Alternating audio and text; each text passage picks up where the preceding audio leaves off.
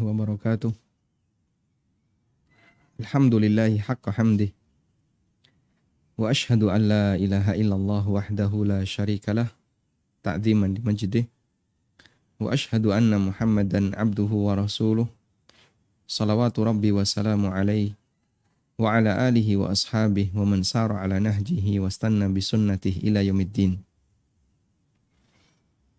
Alhamdulillah, kita melanjutkan kajian membaca buku tafsir salat. Dan insya Allah di kesempatan kali ini kita akan membaca dari mulai halaman 137 terkait fikih ruku' dan bagaimana cara ruku' yang sesuai dengan sunnah.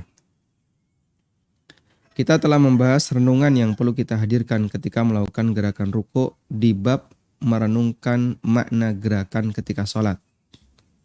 Dan itu sudah berlalu cukup lama ya. Bab tentang merenungkan makna gerakan dalam sholat ada di halaman 21.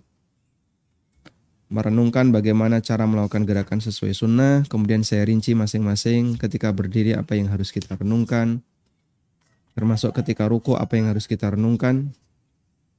Kalau yang ruku ada di halaman 28. Menghayati makna ruku ketika sholat. Di bagian ini kita akan menyebutkan fikih tentang ruku', kemudian macam-macam doa ruku', berikut kandungan maknanya. Selanjutnya, kami ingin menegaskan bahwa doa ruku' yang dibaca setelah berada di posisi ruku' sempurna. Doa ruku' dibaca setelah berada di posisi ruku' sempurna. Membaca doa ruku' sebelum berada di posisi ruku' sempurna berarti membaca doa yang tidak pada tempatnya. Sehingga tidak dihitung sebagai bacaan doa ruku' yang sah. Selanjutnya, sebelum kita mengkaji tafsir doa ruku', kita akan mengupas beberapa fikih seputar ruku'. Tata cara ruku' sesuai sunnah. Berikut tata cara ruku' sesuai sunnah. Dan saya cantumkan dalilnya sehingga nanti semakin meyakinkan bagi para jamaah bahwa apa yang kita cantumkan ini sesuai dengan apa yang diajarkan oleh Rasulullah SAW. Yang pertama, Nabi SAW menekan lututnya. Menekan lututnya artinya memposisikan telapak tangan di posisi lutut. Jari-jari direnggangkan, telapak tangan mencengkram lutut. Jari-jari direnggangkan, telapak tangan mencengkram lutut. Yang kedua, posisi punggung datar lurus. Digambarkan para sahabat, andaikan ditaruh air di punggung Nabi SAW, ketika beliau ruku', niscaya tidak akan tumpah. Maksudnya adalah, kalau ada sebuah wadah yang ditaruh di atas punggung Rasulullah SAW, maka wadah itu tidak tumpah. Karena posisi punggung Nabi SAW itu lurus, sehingga wadah itu tidak tumpah ke kanan maupun ke kiri. Yang ketiga, beliau SAW agak merenggangkan siku tangannya ke samping. Dan ABC ini bisa kita jumpai dalam satu hadis. Nabi SAW pernah berpesan kepada Anas bin Malik radhiyallahu anhu. Hadisnya diriwayatkan oleh At-Tabrani dalam Mu'jam As-Saghir. Nabi SAW bersabda, "Idza raka'ta fadha' kaffaika 'ala rukbataik." Kalau kamu ruku', letakkan telapak tanganmu di lututmu. Wafruj baina asabi'ik, dan renggangkan jari-jari tanganmu. Warfa' yadaika an jambaika, dan renggangkan sikumu ke samping badanmu. Sehingga saat ruku' siku agak direnggangkan ke samping kanan dan kiri. Dan kenapa beliau renggangkan ke samping kanan dan kiri? Karena ketika tangan itu cukup panjang, kemudian diletakkan di lutut dalam posisi ruku, jika tidak direnggangkan, nah bisa jadi punggungnya jadi tidak lurus, tapi agak naik ke atas. Tapi kalau direnggangkan, nanti agak turun dikit sehingga lurus. Karena itu bisa jadi ini berbeda antara satu orang dengan orang yang lain. Maksimalkan lurusnya punggung. Artinya begini. Kalau masyarakat Indonesia yang tangannya tidak lebih panjang dibandingkan mereka yang berada di Timur Tengah misalnya ya. Dia melakukan ruku sempurna di mana telapak tangan ditaruh di lutut. Namun ternyata ketika direnggangkan sedikit menyebabkan punggungnya itu turun. Maka seperti ini tidak perlu direnggangkan. Sehingga buat lurus saja, yang penting pokoknya punggung ini lurus. Tangan dibuat lurus, mencengkram lutut, yang penting punggungnya lurus. Tapi bagi sebagian orang yang badannya tinggi, ketika dia ruku dan dia tidak merenggangkan tangannya, maka biasanya agak sedikit naik ini ya. Nah, biar bisa turun lurus, tangannya direnggangkan. Sehingga beda antara satu orang dengan orang yang lain. Intinya, wallahu ta'ala alam, jika jamaah ingin memastikan bahwasanya posisi ruku Anda sudah benar punggungnya lurus, tolong minta dinilai oleh orang lain. Karena kadang kita nggak terasa. Sehingga coba Anda ruku, setelah di posisi ruku, tanya ke istrinya atau tanya ke suami, ini sudah lurus belum? Kalau kemudian orang yang melihat dari luar mengatakan sudah lurus, turun dikit, naik dikit, pas. Nah, kunci bagian ini. Selanjutnya setiap Anda ruku, Anda posisikan seperti ini. Sehingga nanti setiap ruku persis seperti itu. Nah, ini cara gampangnya kalau ingin memastikan bahasanya ketika kita ruku, kita sudah di posisi punggung lurus. Dulu waktu awal-awal belajar sholat ya, dan mempraktekkan hadis ini, jadi tangan direnggangkan ke samping, posisi rukuk saya agak pendek gini. Lalu diingatkan sama teman, kamu kalau rukuk terlalu turun, nah, coba sekarang naik dikit, pas sekian. Nah sekian kita kunci di situ. Berarti kalau rukuk di posisi seperti ini. Tayyib. Nah kadang kita merasa kayaknya sudah lurus, padahal aslinya apa? Tidak lurus. Mungkin terlalu turun atau terlalu naik. Nah biar lurus, minta penilaian orang. Kemudian kalau sudah dikasih tahu sekian ini yang lurus. Nah selanjutnya ketika ruku, buat posisi seperti itu. Kemudian berikutnya posisi kepala lurus dengan punggung. Tidak lebih tinggi dan tidak lebih rendah. Aisyah menceritakan, wa kana idza raka'a lam yushkhis ra'sahu wa lam yusawwibhu walakin baina dzalika. Nabi SAW apabila ruku, kepala beliau tidak lebih tinggi dan tidak lebih rendah dari punggung, namun di antara keduanya. Sehingga kalau ini kepala, ketika ruku lurus ya. Tidak lebih tinggi, tidak lebih rendah, tapi lurus. Nah ini juga kadang perlu penilaian orang. Sehingga Anda ruku, punggung sudah lurus belum? Sudah. Sekarang kepala coba tundukkan dikit kepala, ditekuk dikit ya. Kepalanya ditekuk dikit. Nah, pas, lurus. Baik. Sehingga di posisi ini ketika kita sudah sesuai dengan sunnah Nabi SAW, selanjutnya Anda kunci. Berarti kalau ruku, lakukan gerakan seperti ini. Apa bisa Pak? Itu kan geser-geser, berubah-berubah. Kenapa nggak bisa? Orang berlatih melakukan gerakan tertentu, itu kalau sudah dibiasakan, nanti dia akan bisa seperti itu. Contohnya, latihan silat. Gimana sih cara mukul yang benar? Itu guru kan ngajari. Posisi tangan tuh kayak gini. Nanti kalau kamu mukul tuh kayak gini. Gimana sih cara nangkis yang benar? Oh, posisi tangan seperti ini, harus tinggi ini.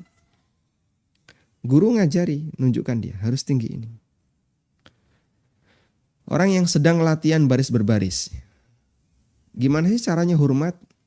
Oh, itu enggak asal gitu ya, tidak waton naruh tangan di kepala, tidak. Dikasih tahu caranya gini. Ya. Hormat senjata caranya begini. Gimana sih caranya menari? Oh, gerakan menari kayak gini. Kemudian lekukan jari seperti ini. Sampai ada sekolahnya. Sekolah tari. Menunjukkan bahwasanya gerakan itu bisa dilatih dan bisa dibiasakan. Makanya kalau kita melakukan gerakan sholat dan banyak gerakan sholat kita yang masih belum sempurna, minta penilaian orang lain dengan mengacu kepada hadis. Selanjutnya minta tolong, ini sudah cukup belum? Rukuk saya sudah benar belum? Sujud saya sudah benar belum? Selanjutnya biasakan seperti itu. Taib. Selanjutnya, pada saat posisi kepala itu lurus dengan punggung, pada saat posisi kepala lurus dengan punggung, Anda bisa melihat, pandangan tuh melihat lurus ke arah bawah. Karena kalau pandangan dibuat ke arah tempat sujud, bisa jadi kepala itu agak dongak dikit gini. Ya, karena kalau tidak, dia akan berusaha untuk ngelirik maksimal, ngelirik ke depan gini. Dan itu akan membuat mata sakit. Makanya pandangan mata cukup lurus ke bawah. Karena dalam masalah pandangan itu yang penting tidak melebihi tempat sujud. Sehingga kalau sholat sebagai bentuk tawadhu di hadapan Allah, pandangan tidak melebihi tempat sujud. Makanya ketika ruku, kalau pandangan ke tempat sujud itu bisa jadi agak naik. Coba ruku bang. Ruku. Punggungnya masih kembung. Punggungnya masih melengkung. Coba dilurusin, turun lagi, kepalanya turun, pandangan ke arah tempat sujud. Pandangan ke arah tempat sujud. Kalau pandangan ke arah tempat sujud biasanya agak naik dikit ya. Makanya pandangannya lurus ke bawah. Insya Allah lebih aman. Masya Allah, pemirsa nggak lihat tadi ya?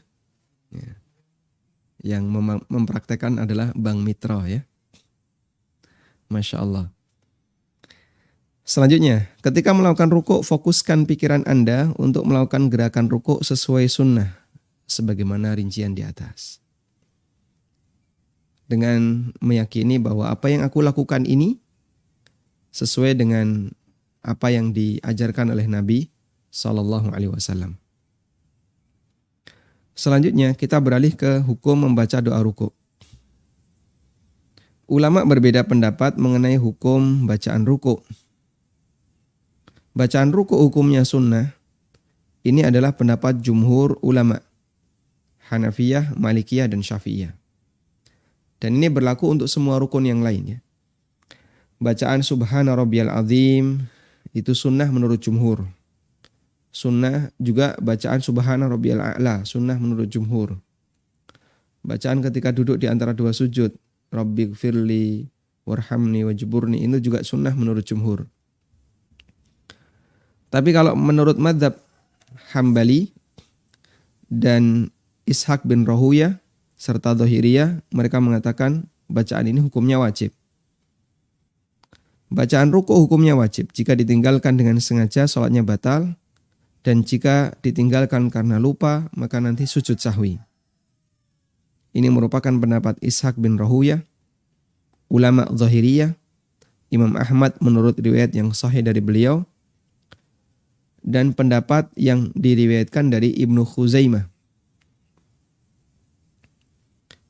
Dalil pendapat yang kedua ini adalah kebiasaan Nabi SAW ketika sholat.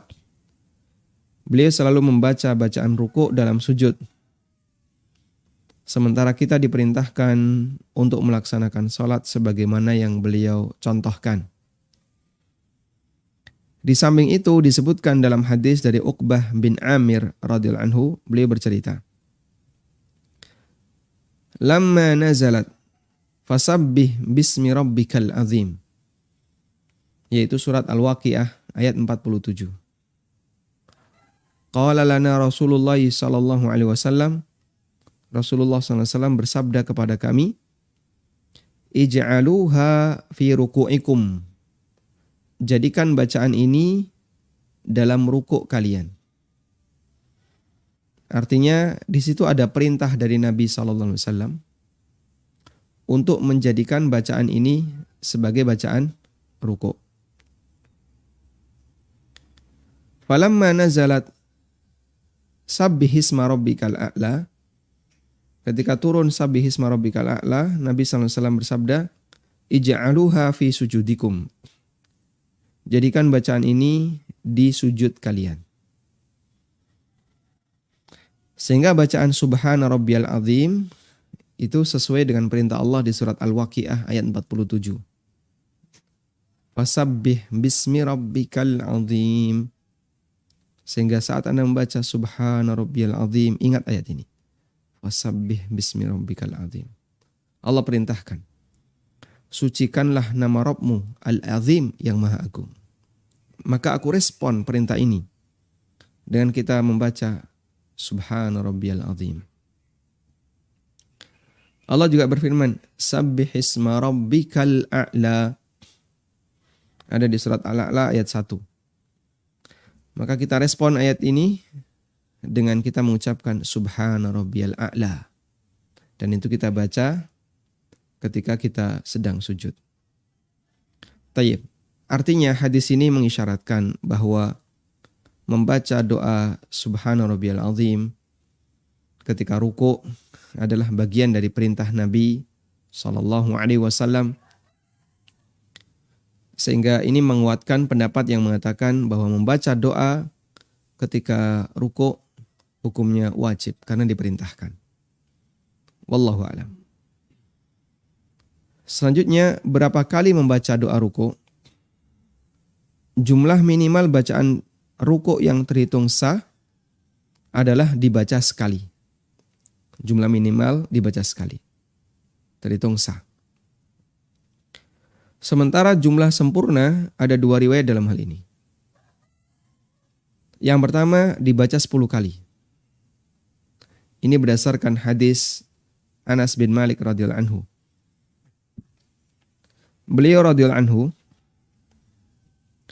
pernah berada di Madinah, dan ketika itu yang menjadi amir Madinah adalah Umar bin Abdul Aziz. Sewaktu itu Umar belum menjadi khalifah, beliau jadi amir. Lalu kata Anas, ma ra'aitu ahadan ashbaha bi salati Rasulillah sallallahu alaihi wasallam min hadzal gulam. Belum pernah saya melihat ada orang yang lebih mirip dengan salatnya Rasulullah SAW dibandingkan anak ini. Maksud beliau adalah Umar bin Abdul Aziz.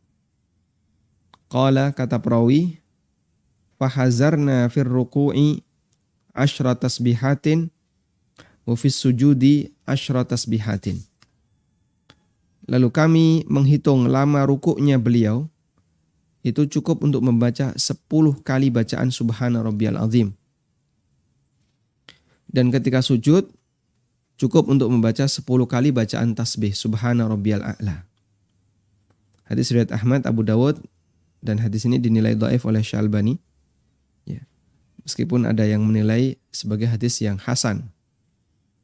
Sehingga dalam hal ini, jika kita menganut pendapat yang mengatakan hadis ini hasan, maka praktek Umar bin Abdul Aziz bisa kita jadikan sebagai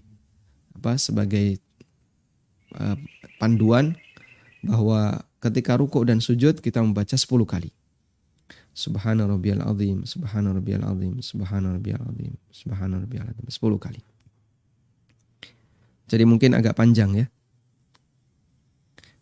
Selanjutnya yang kedua, dibaca 3 kali. Ini berdasarkan hadis dari Ibnu Mas'ud radhiyallahu anhu. Nabi sallallahu alaihi wasallam bersabda, "Idza raka'a ahadukum falyaqul fi ruku'ihi subhana rabbiyal azim 3." Fa idza fa'ala dzalika faqad tamma ruku'uhu. Apabila kalian ruku', maka ucapkanlah subhana rabbiyal azim sebanyak 3 kali. Apabila dia melakukan itu, berarti dia sempurna rukuknya. Dan ketika sujud juga sama ya, baca subhana rabbiyal a'la 3 kali. Dan jika dia lakukan itu faqad tamma sujuduhu, maka sujudnya sempurna. Wa dzalika adnahu. Berarti itu wa dzalika adnahu, dan itu adalah tingkatan sempurna yang paling pendek. Kalau yang wajib baca sekali. Kalau 3 kali ini sempurna yang paling pendek. Dan di sini dinilai dhaif pula oleh para ulama karena sanadnya putus.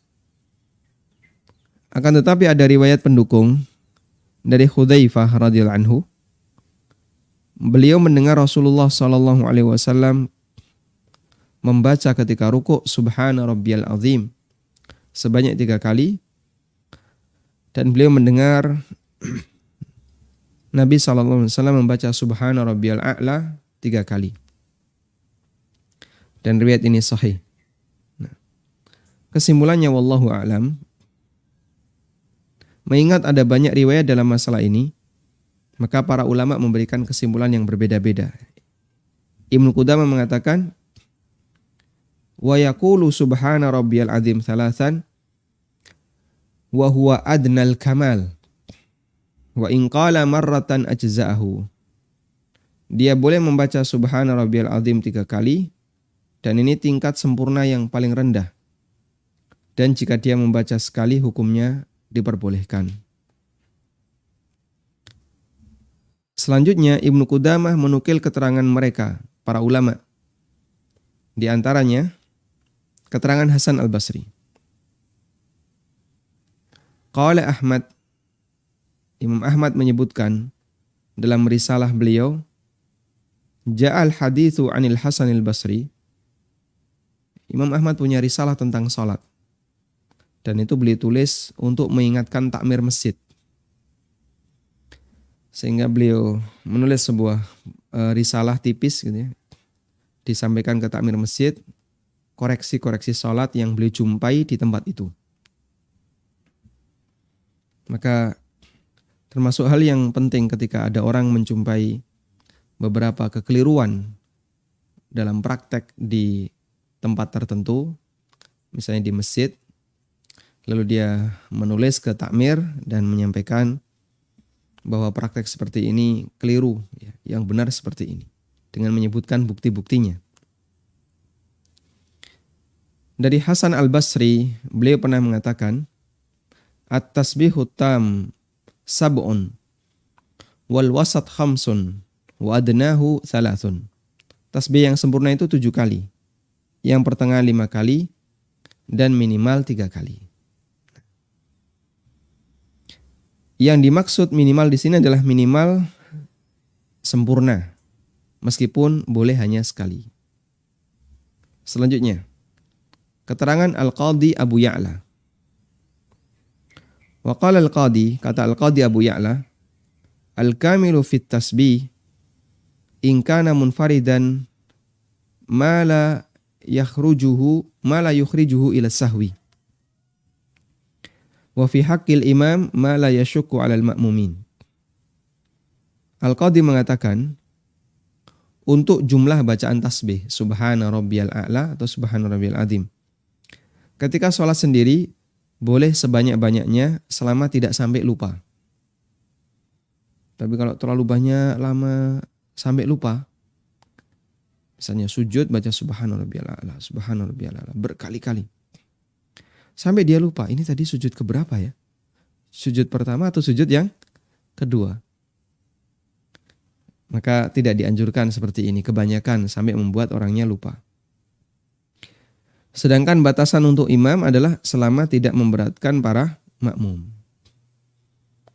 Dan itu relatif.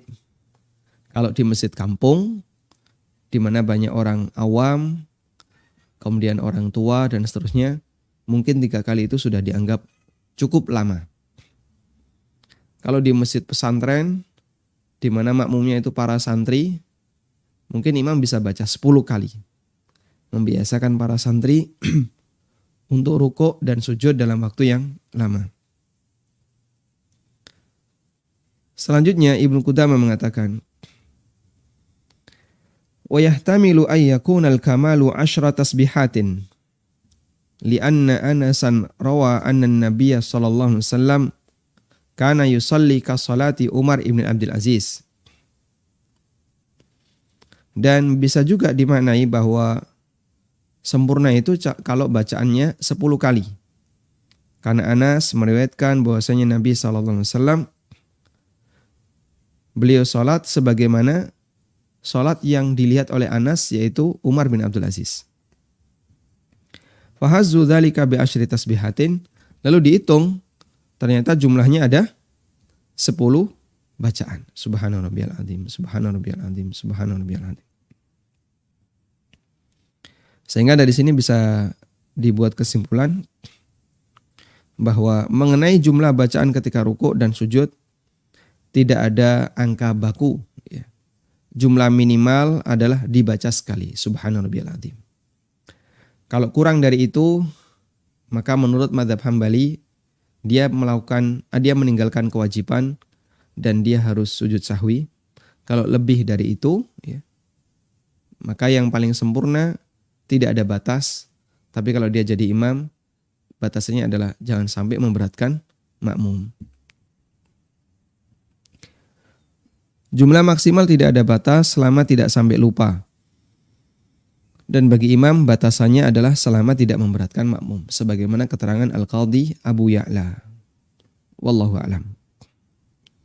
Dan barangkali kalau kita sholat sendiri perlu membiasakan tadi ya 10 kali.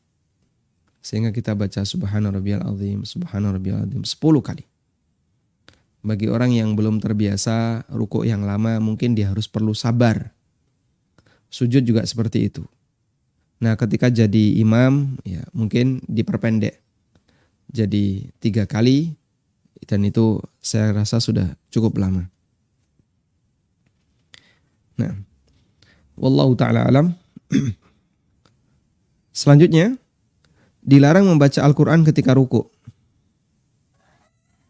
Dalam hadis dari Ibnu Abbas radhiyallahu anhuma, Nabi SAW bersabda, "Ala wa inni nuhitu an aqra al-Qur'ana raki'an wa sajida."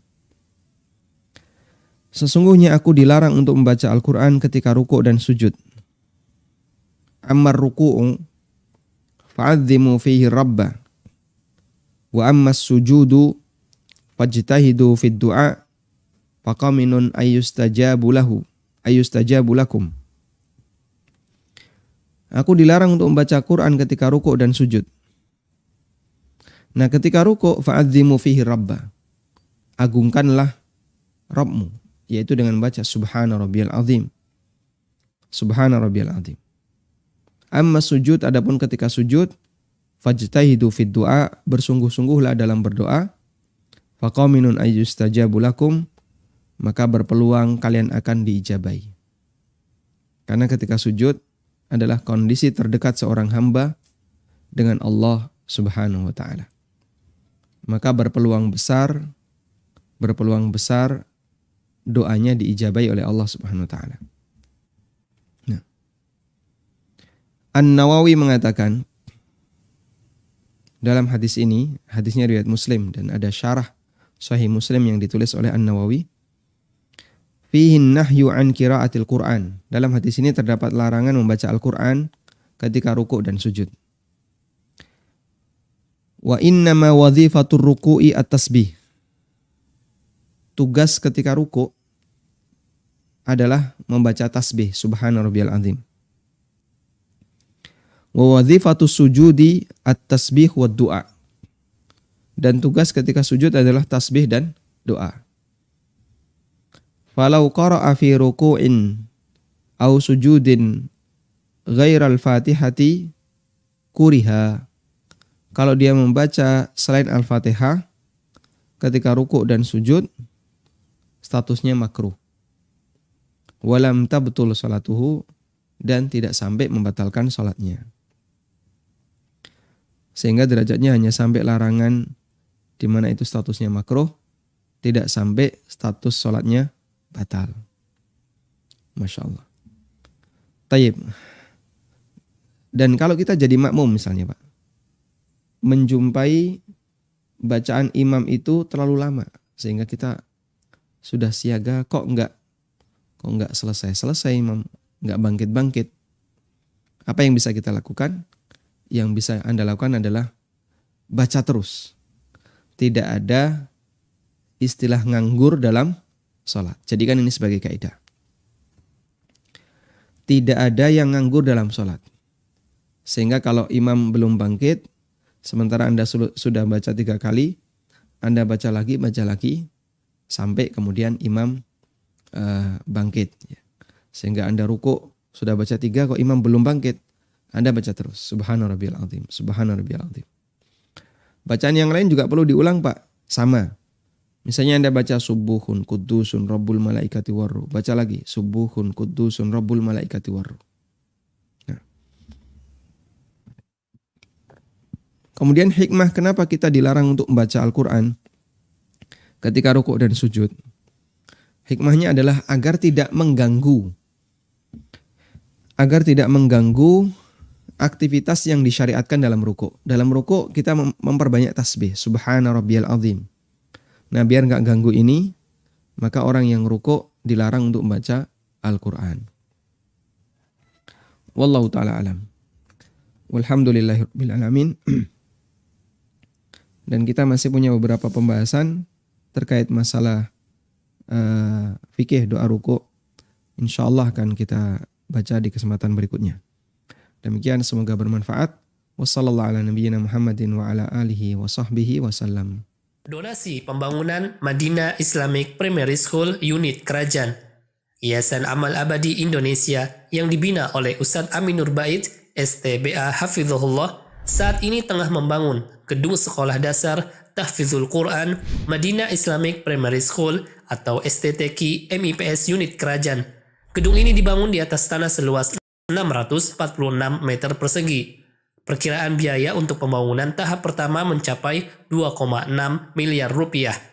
Salurkan donasi Anda untuk bangunan STTQ MIPS melalui rekening atas nama Yayasan Amal Abadi Indonesia, Bank Mandiri Syariah di nomor rekening 7441049999. Konfirmasi dan info donasi hubungi 082 12345 7441. Jazakumullahu khairan. من ذا الذي يقرض الله قرضا حسنا فيضاعفه له وله أجر كريم. Walhamdulillahirabbil alamin. Selanjutnya bagi Anda yang mau bergabung, kami persilahkan. Bismillah. Assalamualaikum warahmatullahi wabarakatuh. Waalaikumsalam warahmatullahi wabarakatuh. Ustaz Ana mengenai takbir kita. Karena kadang sholat bersama manfaat yang imam biasa yang paling tua itu kadang pada saat sujud atau pada saat takbir intiqalnya itu pada saat dia sudah pada saat terakhir gerakan, soalnya pada saat sujud dia sudah sujud baru takbir intikal. Itu kan takbir intikalnya batal Ustaz ya. Nah, di mana salat kami, apakah salat kami hukumnya gimana Pak? Apakah batal atau gimana Ustaz? Ada atau kalau boleh kami takbir intikalnya sendiri, enggak mengikuti imam. Nah, pertanyaan kedua Ustaz. Jika anak salat satu, terus pada saat sementara sholat itu tiba-tiba ada perasaan mau buang angin atau mau buang air besar. Itu bagaimana Ustaz? Apakah Anda bisa menahannya sampai sholatnya selesai atau Anda membatalkan sholat Anda? Mohon penjelasannya Ustaz. Syukron, jazakallahu khairan. Assalamualaikum warahmatullahi wabarakatuh. Waalaikumsalam warahmatullahi wabarakatuh. Baik, untuk yang pertama tentang takbir intikal. Dalam beberapa kasus, imam membaca takbir intikal setelah sempurna gerakan. Sehingga ketika sujud, dia baca takbir intikal ketika sudah sempurna sujud. Kemudian ketika rukuk juga seperti itu. Dan pada keterangan kemarin kita telah menyampaikan bahwa orang yang melakukan seperti ini, maka dia melakukan takbir intikal tidak pada tempatnya. Dan sebagian ulama mengatakan melakukan takbir intikal tidak pada tempatnya, status, mohon digarisbawahi ya, status takbir intikalnya batal. Jadi takbir intikal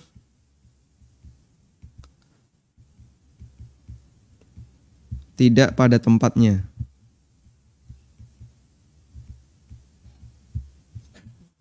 Maka di sini status takbirnya, status takbir intikal batal. Nah, kalau status takbir intikal batal, berarti dia dianggap tidak melakukan takbir intikal, kan begitu ya? Nah, apakah sholatnya sampai batal? Ulama khilaf. Sebagian mengatakan sholatnya ikut batal, dan jumhur mengatakan sholatnya tidak batal. Ya. Sehingga yang kedua adalah bagaimana dengan status sholatnya? Status sholat, ada dua pendapat, ada yang mengatakan batal, ada yang mengatakan tetap sah, tidak batal. Dan pendapat yang kedua ini adalah pendapat jumhur, dan insya Allah ini pendapat yang lebih kuat. Baik, sehingga karena sholatnya tidak batal, maka makmum pun tetap bisa bertahan untuk sholat di belakang imam yang seperti ini. Lalu apakah boleh makmum takbir intikal sendiri? Ya memang masing-masing makmum takbir intikal sendiri. Dalam arti ketika imam takbir intikal Allahu Akbar, makmum juga mengucapkan Allahu Akbar. Imam membaca Allahu Akbar ketika sujud, makmum juga sama, Allahu Akbar ketika turun sujud. Duduk di antara dua sujud, imam Allahu Akbar, makmum Allahu Akbar. Hanya saja gerakan makmum tidak boleh mendahului imam atau membarengi imam. Sehingga kalau imam membaca takbir intikal setelah sempurna gerakan, Anda baru bergerak dan membaca takbir intikal setelah mendengar kalimat bar, insya Allah tidak sampai mendahului imam. Karena itu makmum tetap harus tertib mengikuti imam sekalipun imam melakukan kesalahan berupa takbir intikal yang tidak pada tempatnya. Berikutnya tentang masalah menahan ngentut, menahan ingin buang angin atau buang air. Apakah itu diperbolehkan? Dulu pernah kita sampaikan ya, keterangan As-Suyuti dalam buku ini. Saya sebutkan di bab tentang hukum khusyuk di halaman tentang hukum khusyuk dalam sholat. Nah, ada catatan di halaman 13. Hukum menahan kentut. As-Sun'ani bukan As-Suyuti ya. Jadi As-Sun'ani mengatakan bahwa kentut itu ada dua. Ya. Ada kentut besar, ada kentut kecil gitu ya. Keinginan untuk buang air itu ada dua.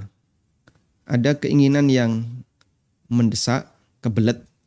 Ada yang tidak mendesak. Nah, kalau tidak mendesak, dalam arti tidak terlalu kuat, ya. Di halaman 13, terkait menahan kentut, As-Sun'ani membedakan antara kentut yang kuat dan kentut yang ringan. Kalau tekanannya kuat, sehingga ketika ditahan itu, Masya Allah, sampai kakinya ikut tegang. Ya. Sampai kakinya tegang, tangannya tegang, muka merah, ya. Mata melotot misalnya. Maka seperti ini membatalkan sholat. Tapi kalau nggak sampai seperti itu, ditahan sebentar, terus hilang. Nah, silakan ditahan sampai selesai sholat. Sehingga batasannya adalah, apakah ketika ditahan bisa hilang ataukah tidak. Kalau enggak, Anda batalkan dan segera diselesaikan hajat itu. Tapi kalau bisa, maka silakan Anda bertahan. Wallahu a'lam.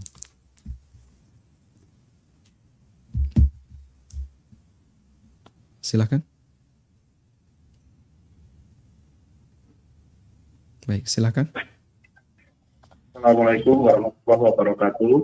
Waalaikumsalam warahmatullahi wabarakatuh. Ada 3 pertanyaan, Ustaz. Masya Allah. Tafadhal. Tadi ada disampaikan bahwasanya posisi rukuk, tangan menggenggam lutut. Dan untuk meluruskan punggung bagi tangannya yang panjang adalah siku yang direnggangkan. Nah, Tapi saya melihat ada yang beberapa orang untuk meluruskan punggung itu posisi telapak tangan di bawah lutut, bahkan cenderung ada di betis, Ustadz. Apakah itu dibenarkan? baik. Terus untuk yang kedua, bacaan rukuk itu subhana rabbiyal azim atau boleh subhana rabbiyal azimi wa bihamdi. Nah, Untuk yang ketiga, ketika kita menjadi makmum pada imam yang sedang sholat jamaah qashar akhir, imam 3 rakaat maghrib dan makmum sholat isya. Apakah rakaat ketiga makmum ikut tasahud akhir imam dulu baru berdiri, atau ketika imam melakukan tasahud akhir makmum langsung berdiri untuk rakaat keempat, Ustaz? Itu saja, Ustaz. Barakallahu fikum. Assalamualaikum warahmatullahi wabarakatuh. Waalaikumsalam warahmatullahi wabarakatuh. Baik, untuk posisi ruko kita coba bisa lihat gambar ini ya.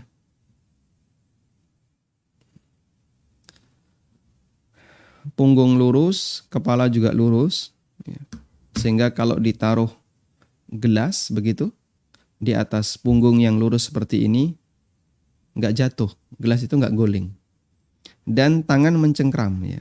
Bentuk mencengkramnya seperti ini, direnggangkan ya di atas, ditaruh di tempat lutut. Nah, ada sebagian orang yang seperti tadi menaruh tangan di betis biar lurus. Nah, ini kekeliruan. Makanya sebaiknya taruh aja di lutut terus direnggangkan ke samping agar sesuai sunnah Nabi SAW. Nah, kalau direnggangkan ke samping nanti kan jadi lurus. Sehingga jangan ditaruh di betis, tapi direnggangkan ke samping. Tetap ditaruh di lutut, kemudian direnggangkan ke samping.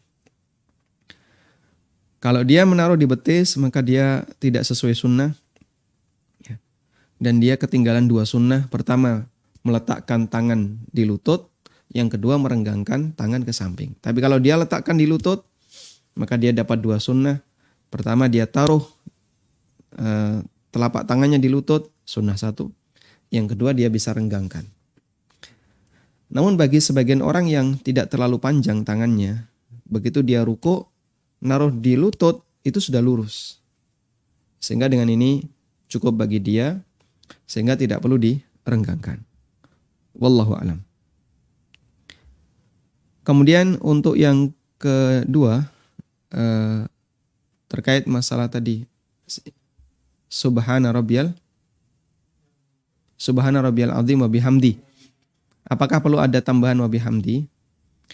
Memang ulama khilaf tentang keabsahan tambahan ini. Ada yang menilai dhaif dan ada yang menilai sahih. Insyaallah nanti akan kita sebutkan di bab tentang rincian doa-doa ruku dan rincian doa sujud. Apakah tambahan wa bihamdi itu tambahan yang sahih ataukah tambahan yang dhaif? Ada khilaf dalam masalah ini. Namun kalaupun misalnya ada orang yang memberikan tambahan wa bihamdi, ya tidak kita larang, berarti beliau mengikuti pendapat ulama yang menilai tambahan itu tidak dhaif, tapi tambahan itu bisa diterima. Sebaliknya bagi mereka yang hanya membatasi subhana rabbiyal azim, berarti hanya membatasi di posisi yang sepakat sahih. Subhana rabbiyal azim, subhana rabbiyal azim. Karena sepakat ulama sahih untuk riwayat ini. Wallahu a'lam. Kemudian untuk yang terakhir ya, tentang apa tadi? Jamak maghrib ini sudah berkali-kali kita bahas ya. Ada keterangan Imam Ibnu Utsaimin. Ya. Pertama, Anda bisa sholat maghrib dulu sendirian. Jika belum qomat ya, sholat maghrib dulu sendirian lalu sholat isya. Ya. Sehingga sholat maghrib selesai, kemudian nunggu sebentar, qomat, terus sholat isya. Ini jika tidak benturan. Tapi kalau benturan, Anda sudah masuk masjid dalam posisi sudah qomat. Nggak mungkin Anda sholat maghrib sendiri, langsung gabung. Nah untuk gabung ini, yang bisa dilakukan satu, Anda niat sholat maghrib, imam sholat isya. Ketika dapat 3 rakaat, duduk. Kemudian tasyahud, imamnya ke rakaat yang keempat.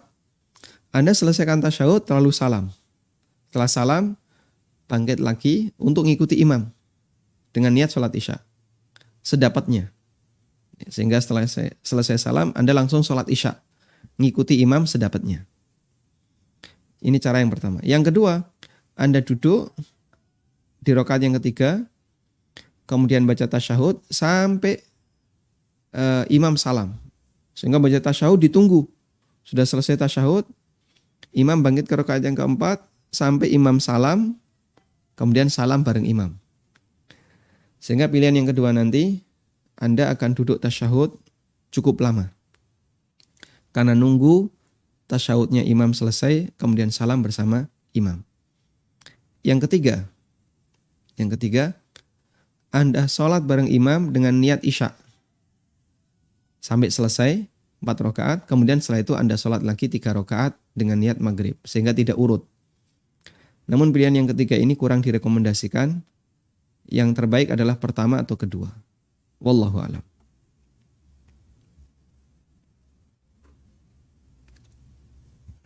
Silakan. Assalamualaikum warahmatullahi wabarakatuh. Waalaikumsalam warahmatullahi wabarakatuh. Semoga Allah menjaga Ustaz senantiasa dalam kebaikan Ustaz. Amin. Walaka bimithlin. Ustaz, ada yang mau tanyakan mengenai pada saat ruku.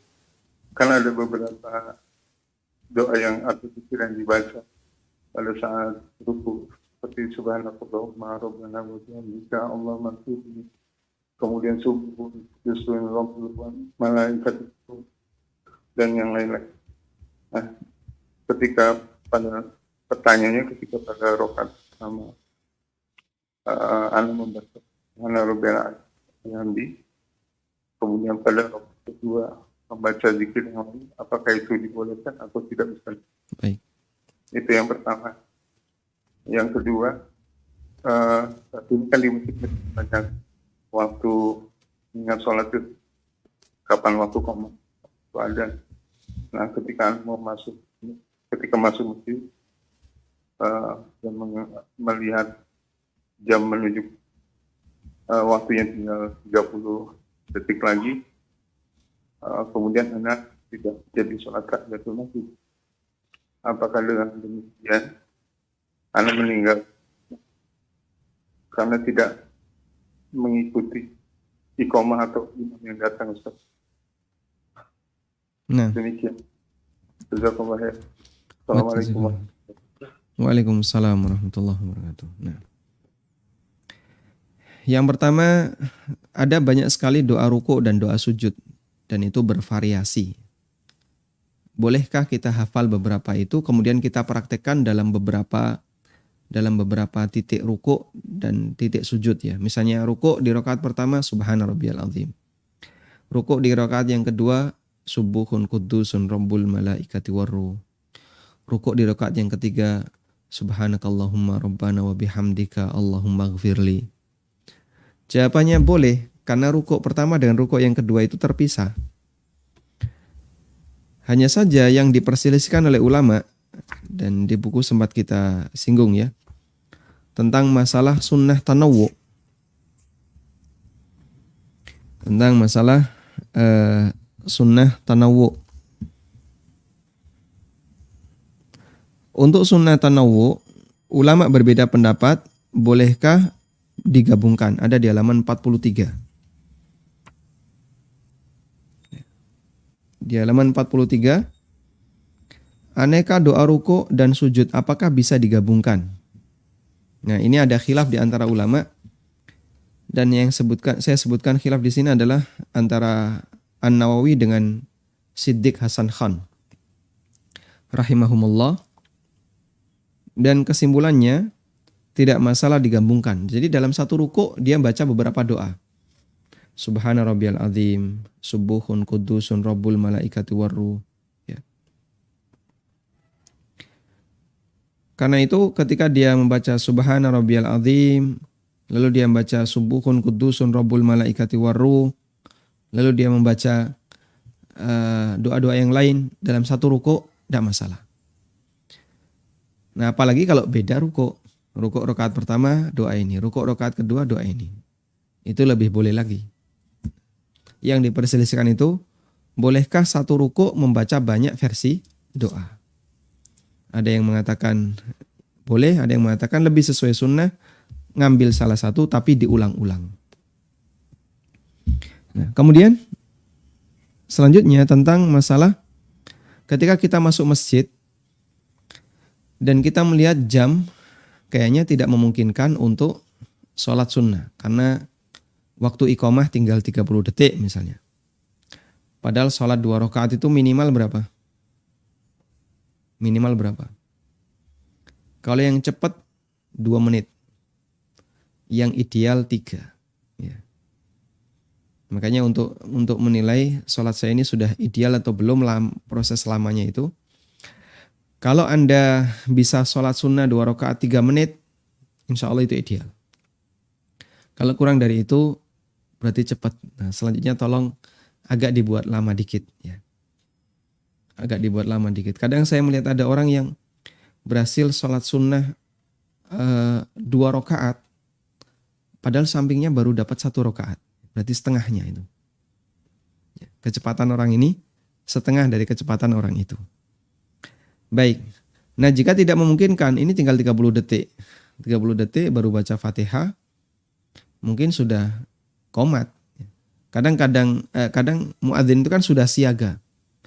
Begitu belum selesai, masih 3 detik, dia sudah berdiri di depan mikrofon. Begitu tit pertama langsung qomat. Maka daripada sholat Anda terputus, karena sebentar lagi mau qomat, sebaiknya dimanfaatkan untuk yang lebih bisa sempurna. Apa itu Pak? Berdoa. Sehingga Bapak tidak tahiyatul masjid tapi berdoa. Bisa mengangkat tangan, boleh tidak mengangkat tangan. Berdoa antara adzan dan iqamah. Sehingga dapat seberapapun waktunya kita bisa manfaatkan untuk berdoa. Wallahu a'lam. Bismillah. Assalamualaikum ilaik. Izin bertanya, tadi sempat menyinggung soal sujud sahwi dengan keanekaragaman berbagai pendapat para ulama.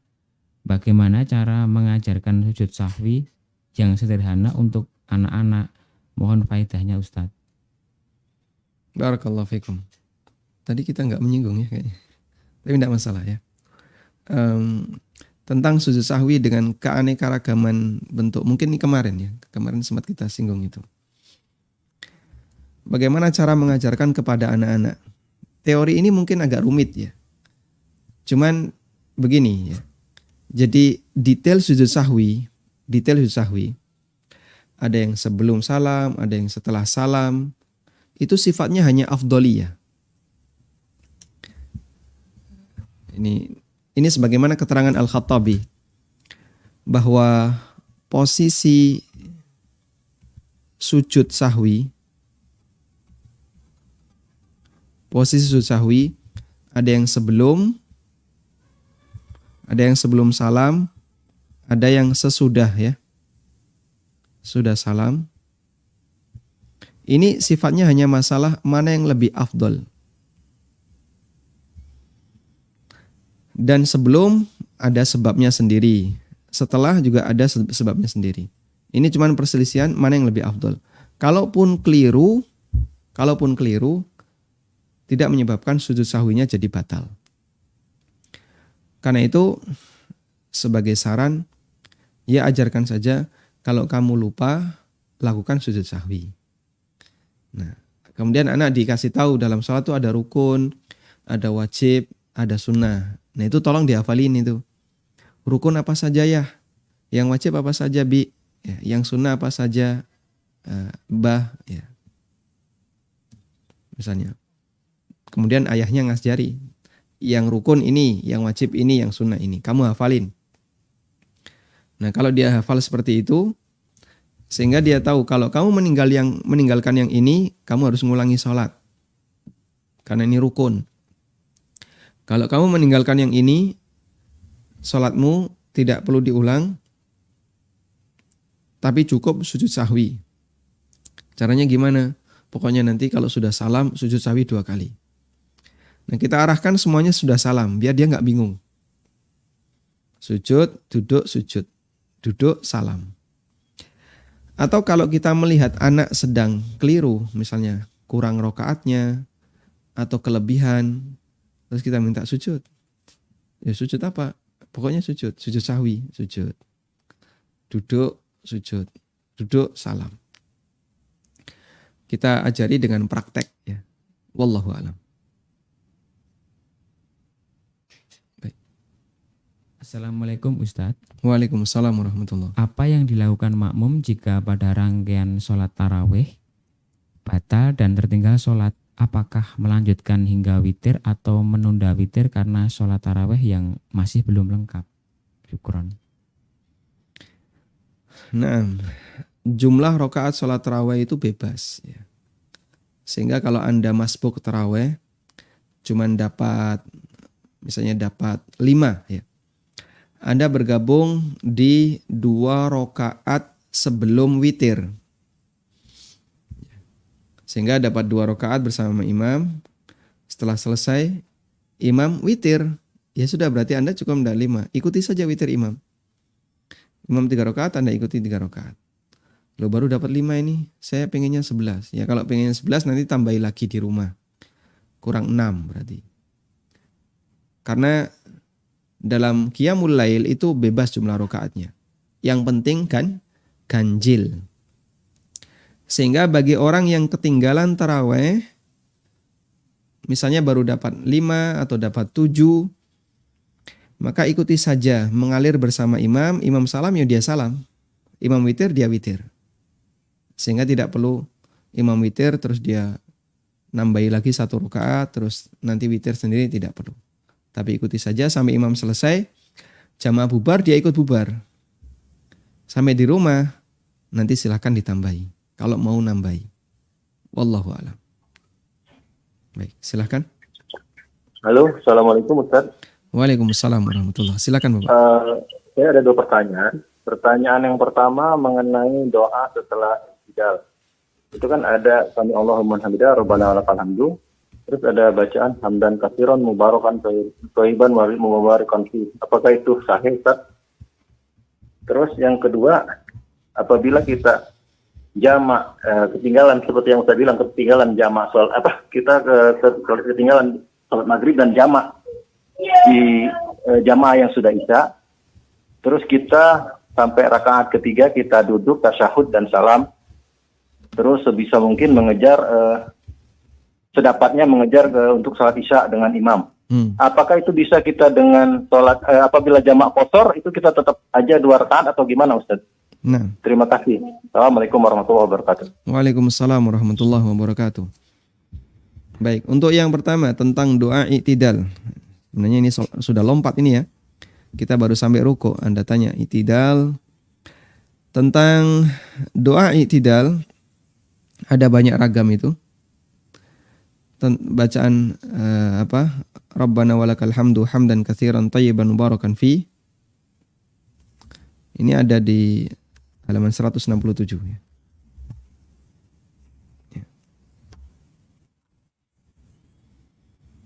Ada banyak ragam Mbak ya doa i'tidal. Di halaman 167 170 saya sebutkan bacaan.